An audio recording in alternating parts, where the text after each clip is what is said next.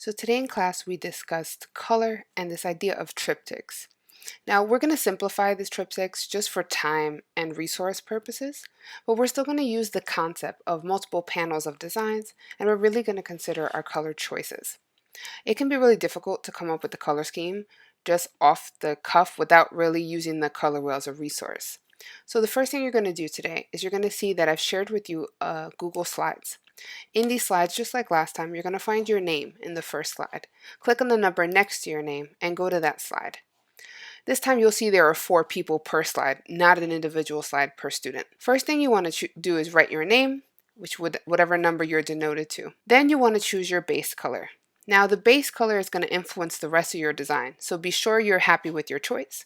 So I'm going to zoom in just a little bit so I can really see what I'm doing. I think it's going to be helpful. Okay, so let's say I'm number 14 here. You see that I've provided you a color wheel. Your first job is to choose your base color. Let's say I really like the color blue. I'm going to click on this image. Now I'm not going to move it. I'm simply going to rotate it. This little button or this little circle right here is how you rotate an image in Google Slides. I'm just going to take it. I'm going to move this over so that little triangle that says base color is over the color blue. So I'm just going to keep rotating it until the black triangle is over the blue. There we go. Now once it's there, you're going to see that it kind of arranges things for you.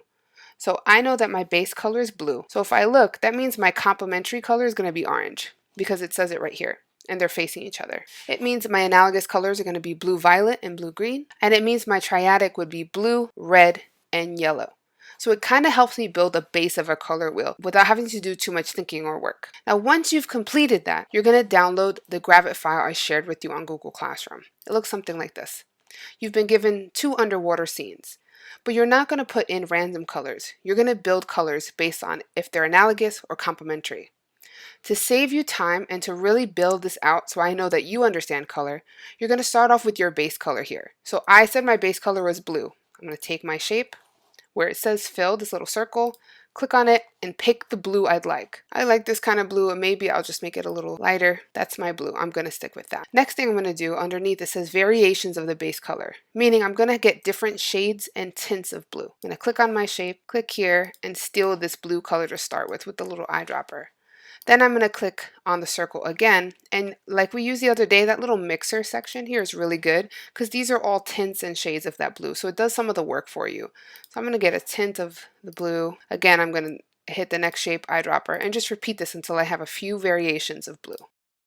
Now you're going to think about the analogous color schemes. So it's telling you that your base color is blue, but when you have an analogous color scheme, you're going to have 2 other options. So hue or color 2 and some variation, and hue or color 3. Let's go back to our slide and see. Since I picked blue, what are my analogous colors? Well, looks like it's blue violet and blue green. So now I'm going to go to my image again and hit a blue violet color here. Blue violet is like a purplish blue, so let me get towards that purpley blue tone. There, it looks pretty purpley blue to me. Right? And then the same thing I did before, I'm going to steal the color and use that mixer option by clicking on the circle and getting some different tints and shades of this blue violet. Now I need blue green, which is the other analogous color if I look here, and that looks more like a turquoise color, so that's where I'm going to start on this one. And now if I look, if I take all the colors I've built so far and start applying them to this image here, I'm going to have an image that has an analogous color scheme. So after you create your first color scheme, what you should do is start coloring it and choose how you want to color it. Right? If I want these bubbles to be this color, and because you've set your colors first, it's quite simple to color because all you have to do is select the object, take the little eyedropper, and choose the color you want to use, and just repeat that for the entire scene. Once you finish with your analogous color scheme, you're going to do the same thing but for your complementary. With complementary, it's only 2 colors you have to worry about. Think about it this way. You have your base color and then you have the color that's opposite. So let's go back to our slides one last time. What's the complementary color for blue? Right? It says here that it's orange. So that's the color I'm going to use here and get a nice bright orange.